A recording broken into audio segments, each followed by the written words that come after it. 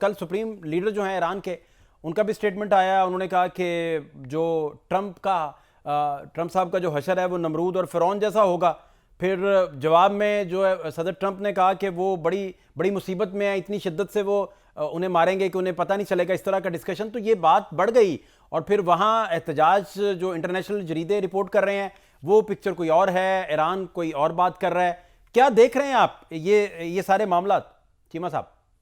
बहुत शुक्रिया। देखिए, पहली बात तो ये है कि ये एहतजाज तब हो रहे हैं जब ईरान की एक 12 दिन की जो जंग है, अभी हाल ही में कुछ महीने पहले इज़राइल और जो अमेरिका के साथ हुई।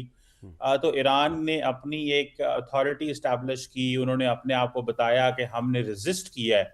उसके राइट आफ्टर ये प्रोटेस्ट का निकलना, जो जो ईरान ने डिविडेंड्स अचीव किए थे, ये सारे जो हैं समझ लें हवा में उड़ सकते हैं, पहली बात। दूसरी बात ये है कि ईरानी सिस्टम का ये जो फॉरेन इंटरवेंशन है उसको ना रोक पाना और बार बार इस तरह के मुजाहरे होना। देखिए, 2022 में एक वुमेन खवातीन के हवाले से एक मूवमेंट चली, जी। कुछ ग्रीन मूवमेंट माजी में चली। हम्म। मुख्तलिफ किस्म के प्रोटेस्ट चल रहे हैं और उसकी जारी बात है, जो बड़ी वजह है कि यूथ बल्ज है, वहाँ पे पॉपुलेशन बढ़ रही है। कोई टेक्नोलॉजिकल बूम नहीं है, कोई इंडस्ट्रियल बूम नहीं है, फाइनेंशियल क्राइसिस बहुत ज़्यादा हाई हैं, पाबंदियां हैं। तो लग ये रहा है कि इंटरनली चीज़ें सॉर्ट आउट नहीं हो रही, जिसका फ़ायदा एक्सटर्नल प्लेयर्स उठा रहे हैं। और एक्सटर्नल प्लेयर्स ये समझते हैं कि क्यों ईरान कमज़ोर हो चुका है खित्ते में। अब सीरिया में वो एक गवर्नमेंट नहीं रही जिसको ईरान सपोर्ट करता था। लेबनान के अंदर जो प्रॉक्सीज थी वो नहीं रही। यमन के अंदर कमजोरियां हैं। तो ईरान क्योंकि बाहर कमजोर है, तो ईरान को अंदर से भी कमजोर किया जा रहा है। और ईरान इन प्रोटेस्ट को रोक नहीं पा रहा।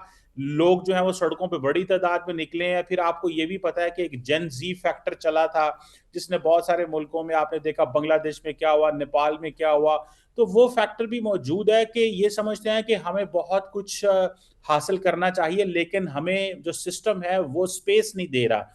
तो मैं समझता हूं कि ये कुछ इंटरनल वीकनेसेस है बहुत ज्यादा। रिफॉर्म्स की बड़े मैसिव लेवल पे जरूरत है, लेकिन क्योंकि वहां पे रिफॉर्म्स करना भी चैलेंजिंग है, क्योंकि वहां पे जो एक आइडियोलॉजिकल सेटअप मौजूद है, वो समझता है कि गुंजाइश नहीं है रिफॉर्म्स की। इकोनॉमिक इंसेंटिव वो दे नहीं पा रहे लोगों को।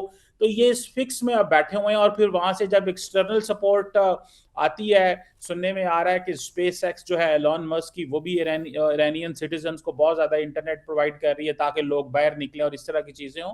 तो बहरहाल ये एक जो है वो एक है चैलेंज जो है। हम जो नेबरिंग कंट्री हैं ईरान के, हम और पूरा खित्ता इसको बहुत केयरफुली देख रहा है कि अगर ये वहां पे क्योंकि ट्रम्प साहब ने तो ये भी कहा, जैसे आप अपने इंट्रो में कह रहे थे कि अगर तुमने गोली चलाई तो हम आ जाएंगे। तो बहुत सारे लोगों का ख्याल ये है कि पहले ईरानी फोर्सेस को एग्जॉस्ट होने दें, और हो सकता है बाद में अमेरिकन जो हैं वो या बाकी इजरायली जो हैं वो कोई ऐसा ऑपरेशन करें। लेकिन हमेशा इस तरह की सिचुएशन में यही होता है कि बाहर से अगर कोई आए तो इंटरनल यूनिटी जो है वो बन जाती है। डॉक्टर साहब, ईरान ईरान के मौजूदा सेटअप के लिए, उनकी गवर्नमेंट के लिए कितना दिक्कत वाला होगा, मुश्किल होगा? हालांकि अभी तक के जो स्टैट्स हैं वो आप बेहतर समझते हैं।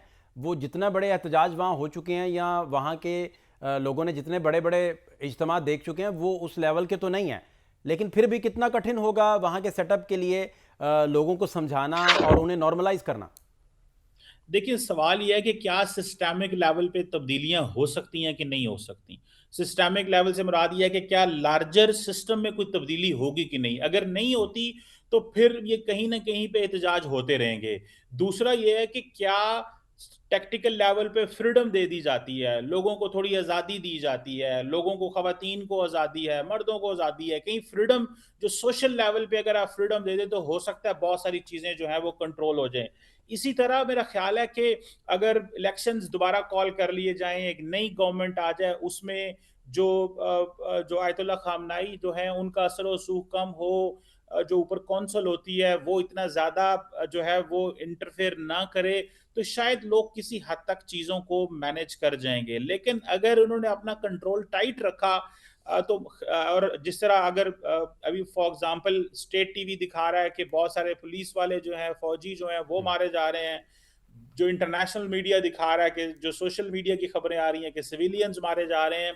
तो मुश्किल होगा जब तक तब्दीलियां नहीं की जाती। कुछ सिस्टमिक लेवल पे करनी पड़ेंगी, कुछ गवर्नेंस लेवल पे, कुछ सोशल लेवल पे, तब जाके कहीं ना कहीं कोई सिस्टम बनेगा। अदरवाइज देखें, एक बड़ी इंपॉर्टेंट चीज यह है कि 12 दिन की जंग के बाद इतने बड़े प्रोटेस्ट होना, इट मींस के लोग समझते हैं कि एक्सटर्नल थ्रेट तो जरूर है ही है, लेकिन वो समझते हैं कि हमारी तरक्की के लिए जो बड़ा प्रॉब्लम है वो इंटरनल है। और वो जो सेटअप वहां पे मौजूद है वो हमें ग्रो नहीं करने दे रहा है। तो मेरा ख्याल है कि इन चीजों को देखा जाएगा, लेकिन कुछ रिफॉर्म्स तो करनी पड़ेंगी। अदरवाइज ये हर 2-3 साल बाद इस तरह का पैटर्न आखिरी जो बात है वो डॉक्टर साहब, repeat आखिरी बात जो आपसे समझना चाह रहे हैं, वो वेनेजुएला की कार्रवाई के बाद सदर ट्रंप का जो इंटरनेशनल एक इमेज बना है वो कुछ और है जो पहले था उनका।